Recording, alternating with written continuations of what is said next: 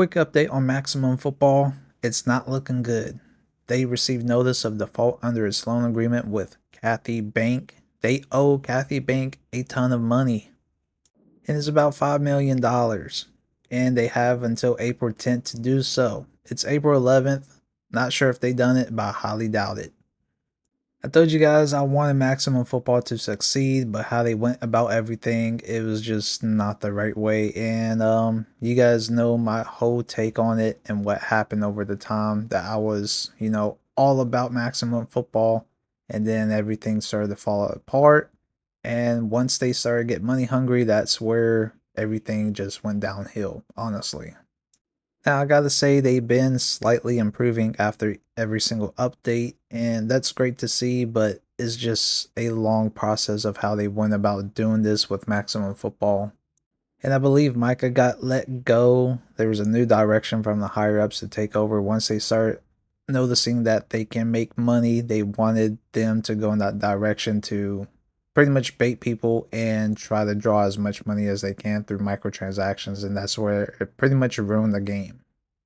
You think of the same thing that EA has done with their product. They push out a half-ass made game, do slightly improvements, bait the community back into the game, saying that they add this back or, improve this, things of that sort. But yet the gameplay overall is just completely trash. And that's the same concept that Maximum Football has pretty much approached. And you guys see what happened with their game. So at this point, I'm unsure where Maximum Football is currently at. I haven't really looked into it, kept updated with it because I pretty much let them go, and my whole focus has been catered to ESG football. But hopefully, Maximum Football can pull through. Just gotta wait and see what happens. But outside of that, I don't think they're gonna be able to come back from what's been going down with them. And as far as the community, I know there has been a bunch of backlash towards them, so unsure at this point that they can win back the community at the current stage that they have been going at, especially with how they've been developing their game in early access. So who knows what's going to happen, but other than that, I figure I'll let you guys know and update those that was unaware of what's been going on. Anyways, moving on to the main subject of today's video, college football 25 exploit. You gotta love it, right? A lot of people like exploits to make things easier for them to compete. I figure I showcase this to you guys. So apparently in nickel, depending on whatever formation that you're in, as long as you can find this play, which is called double bracket, it may be called different in other formations, but basically everybody's manned up in nickel defense. From a defensive point of view, you can tell if your opponent's passing or running. If the safeties is doubled manned up on the outside receiver, so that means they're passing. If they're running the ball, then you're going to notice that the safeties is not double team manned up, as you guys will see right here. You take a look at the free safety, and he's not double team manned up with the left receiver because it is a run play. So this kind of helps out for people that can actually go and use the pass commit defensive adjustment, or you can run commit. So now I'm going to do random plays on offense, and I just want you to see how the defensive coverage looks based on every single play. So right here, free safety and strong safety is not double team manned up to help, and it's going to be a run play. Then you guys are going to notice the difference between the pass. Once again, the focus is on the free safety and strong safety if they're going to be double team manned up on the receivers on the outside. This play, once again, it's going to be a run play. Now, the only effective way to beat this type of defense, if people end up using this and just trying to run commit all the time, RPO is the best counterplay to it. But of course, you guys know man coverage does stop the screen plays on RPO, but you can still run the ball out of it. To me, I don't ever use this. I never use this. I don't recommend you guys to use this, especially if somebody is amazing at passing and knows how to beat man coverage in general. I mean, if you want to pass every single time, all you got to do is have a speedster, especially if they're man pressed like this. Just throw it deep every single time. I showed that numerous times on my channel throughout the highlights. Any speed would beat any DB, especially if you got the gold or purple takeoff ability, which pretty much bypasses any press coverage defense to get into like a press animation. Receiver just runs right by, beat them deep every single time. Or If they're pressed off, you can just run a hitch route, and that's pretty much money every single time, or a zig route. So that's pretty simple to beat this defense. But outside of that, if you're not doing that, people can just do this, and once again, they can guess pass coverage or run commit. And of course, people that's going to do adjustments, they can put people in coverage like you guys see here. People will do mostly like this all the time. And it's just going to be annoying to play against, especially when people perfect it. Now on offense, to tell what defensive coverage your opponent is in based off the skies or not, you guys can simply see these icons pop up. You can tell who's blitzing, what the coverage is based off the safety looks, what they prefer and tell you guys during the pre-snap look. And this is only catered to certain quarterbacks that of course has the mental ability of the field general. Like I said, this helps out a lot of people that have no football IQ and cannot literally read what coverage is going to be happening during the pre-snap. If you guys can't make that read, you're going to have a tough time in general, but this gives you a better help at identifying blitzers and what the coverage may look like. So of course you guys can see it right here, the different tier levels, bronze, silver, gold, platinum, what the field general mental ability will give the quarterbacks, what you can identify and things of that sort. Now of course Ward has that ability and I've been using Miami and I'm undefeated at 52-0 right on my brand new account. But this doesn't necessarily mean that I was able to make things easier with of course having him with that ability, but yes, it does help out for people that cannot, figure out what coverage your opponent is going to be playing in during pre-snap. For me, I could care less about that ability because in general, over the years from competing, I can tell right off rip what people are automatically doing, especially when things are easy against people that sit in the same exact coverage and do little to no adjustments. Also, as we go back to practice mode, you guys are going to see me setting one play, doing random plays against the computer. Yes, this is the computer, but you guys have been seeing all my breakdowns against live opponents. The difference is that the computer can be randomized and make it difficult, especially when people can't make reads during pre-snap. But for me, my plays, I pick plays where I can basically have reads off of snapping the ball. So for instance, if I feel like uncomfortable when it comes to making the pre-snap read. If I'm unsure, especially if somebody disguises their coverage, it's going to be difficult for me right off the bat to pretty much make a pre-snap adjustment and making my read. So what I mean by that is that if I see like a cover 4 look, maybe somebody disguised the cover 4 look into a cover 3 coverage. So I practiced myself and adapted over the years where if people do that, I got to make sure that I have my reads basically looking at the receivers and the DBs for the most part. It's going to tell me what coverage they're going to be in, and I'm automatically going to know who I need to hit because I know right off the bat if the receiver takes off, I see man press, I know that's man coverage. If he's backed off on the cornerback against a receiver, then I'll look at the free safety and strong safety, see if they're going to convert to a cover 3, cover 1 look. That's going to give me my first read of who I automatically need to go to.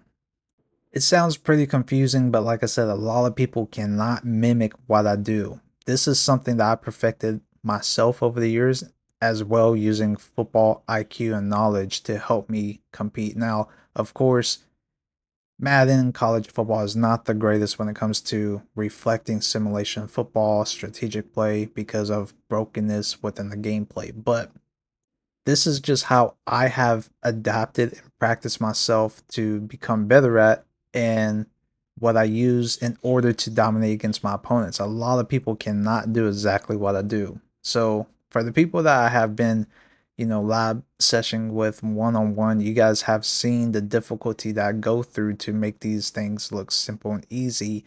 And then you guys try to do it and you guys figure out how hard it is. That's why I say when it comes to trying to watch these tips and tricks from other YouTubers and trying to mimic what they do, yes, they may give you a glitch, exploit, or money play that helps you, but outside of that, you don't have nothing else to go to if it does get stopped. So that's where I say, you guys, I don't recommend to copy anybody. Figure out something on your own, practice, lab it yourself, and perfect it. Now, this play is just a base play. There's no adjustments that I have to do. I find plays where you can have a base play with no adjustments. You can just click the play, hike the ball, and you just make your reads based off the coverage. There's various ways of this play, and different formation is pretty much the flood concept. And I've been doing this same exact play since NCAA Football '09 when I was like heavily competing in. And literally, this concept, even though it has different routes, this can be found in every single formation. I can't even run this out of I formation. It's that effective. Outside of that, I want to, of course, showcase some of the issues. College Football 25, you guys see right here, throwing it right into coverage. But then the gameplay mechanics in general, you guys just see how goofy and unrealistic this game is. There's no really press animations right here. That's where you guys see a lot of times I'm able to throw it deep. Predetermined fake out juke, even though my guy falls forward before the juke even happens because it's predetermined, he still makes a tackle. But that's the issues that EA has always had. Then you take a look at this play. I'm throwing it right at the safety. The safety is literally looking where the ball is going, and then he's manned up with the receiver crossing face. That should have been an easy pick. Once again, no press animation on man coverage. Double team blocking. It seems like double team blocking, block shedding happens more frequent and more effective compared to single blocking one-on-one. But you guys look at how my guy attacked the quarterback there. Just looks unrealistic. Then right here you have moments like this, unrealistic. Like Madden in college football is just such a broken game, arcadey game at best. Ability driven and where ratings don't matter. Like right here, I was throwing the pass and the guy is coming full speed at me and I just shut off the tackle. Then right here, I'm throwing it directly at the safety. The safety sees the ball and he is going away from it. So like I said, you guys already know this. We have been experiencing this over the years. I mean, look at this play. At the end of the game, quarterback's rolling out. He tries to throw the ball away, gets put into a broken tackle, then breaks another tackle, and then just stops. And yeah, that's just another broken gameplay issue. We go back to Madden 20 where they actually had actual animations between getting jammed and breaking through based off ratings, where ratings actually somewhat matter back then compared to now. Ratings and height don't have any factor when it comes to mismatches as well and mattering overall. But even with the scriptedness, at least you see the positive, correct results. Like X Factor, Michael Thomas was activated during this play. He's able to make these type of plays. But the fact is that, you know, the mismatch, bigger structure and height, better ratings against the DB, and then just a lot more stuff when it comes to the details. It mattered in this game compared to the years after, and then where we went with Madden college football. Just the gameplay mechanics overall has just been trash, broken. You guys know the whole ordeal. Of course, I can go more in detail with the predetermined animation, physics, and much more within the gameplay mechanics, but I've done so much coverage over that in general on my channel over the years. I mean, there's really no point, and plus you guys have been experiencing it yourself. You guys know everything. Now that's why I'm preaching and praising ESG football. Just from the beta playtest session, it's going to give you guys a much more enjoyment. We're getting away from those predetermined scripted outcomes. And ESG is just all based off user skills, ratings actually showcase and mattering. And it feels great to actually play a bunch of user control players on both sides instead of just facing AI. Like, bro, when college football 26 or Madden 26 comes out and they're gonna, bait you guys to like an open world career or things of that sort, get you guys back and hooked onto their game. Like at this point, who wants to play the CPU over and over and over? It's not enjoyable. And plus, you can dominate with ease. There's really no challenge. Now, I'm seeing a lot of people still crashing out over, oh, ESG football is a fake game. It's never going to come out. I mean, guys, do you not understand what it takes to develop a game? Please go try to code and develop a game yourself and tell me how you do. It's no easy process, especially when you have a small developing team like ESG football. Yes, they test things themselves as a group, But with having us beta playtest it helps them find more issues that they might not come across. And it helps speed up the process for them to find these bugs and issues to actually fix and address before actually releasing a final product. Now, of course, their approach of how they're going about it is so old school, and that's what I appreciate because they're focusing on the quality of the game instead of the quantity. So, when it comes to that aspect, a lot of games nowadays, even being indie developed, a lot of people push out half-ass made games. For instance, look at Maximum Football. They pushed out a half-ass made game into early access with continuous updates. Imagine if ESG football had done that, and basically what they're doing in the playtest beta sessions is updating every so often, trying to address these bugs and issues. So imagine if they'd done the early access for everybody, we're going to be sitting in a half-assed made game with continuous updates to possibly fix issues, but then also have newer issues that ends up being added on. So that's what they're trying to accomplish, where they can have a fully functional game that will be released to the public that won't have too many issues. Plus, they're not money hungry. Yes, of course, it's going to be a free game. Of course, they're going to have microtransactions to help us support them, but it's not to the point where it's like Fortnite or EA or 2K where they just bait people for microtransactions to earn a lot more money. And of course, having the game being free, they don't have to do that. So they're not really money hungry. I'm just saying this ESG football is bringing back a old school feeling where gaming is going to be fun. Like, it's crazy to see the amount of newbies from this previous playtest session on ESG football have an addiction feeling like they never had before, and they're praising ESG football and they want to continue to play it. So having them wait for another week before getting into another playtest session shows how much more enjoyable this game is, and it's a breath of fresh air for the football community. Anyways, let me know what you guys think overall about today's video discussion as well. If you guys are interested in joining any of the PlayStation 5 closed beta test sessions for ESG football, all you guys got to do is check out the links down below in the description to sign up, and of course their Discord server waiting room, where we're trying to reach a total of 5,000 members. This way, with more people getting involved and participating, there's going to be more events for the beta playtest session for those that are participating. So we are currently going to be having a tournament as well on April 26th, which is going to be 7 vs 7, which we are looking for more linemen to join in. People that love to play linemen down in the trenches on offense and defensive side, because the big fellas is really the turning point and the staple for making things possible for both sides of the ball. And for this upcoming tournament, we're looking for more people that are wanting to play those positions. And I know there's a lot of you guys that wanted to play those positions in career over Madden college football, but they haven't had it. So ESG football is bringing that action for you guys that enjoy those positions. So I can't lie, playing those positions is fun as hell. I never expected to have that much fun playing during the time that I tested at those positions on defensive line and offensive line. Who would have thought blocking and pancaking the hell out of people was going to be freaking epic?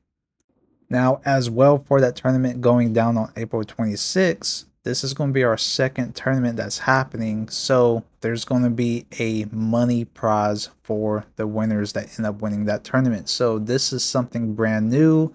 So you guys actually have something worth playing for this time. So if you guys are looking forward to that, want to show off your skills, individual skills, or with your friends, you guys can also invite your friends to the Discord server waiting room, where all of you guys can simply apply. All the information is there. I also have step-by-step tutorial videos on how to go about the application process and much more. Video links is down below in the description.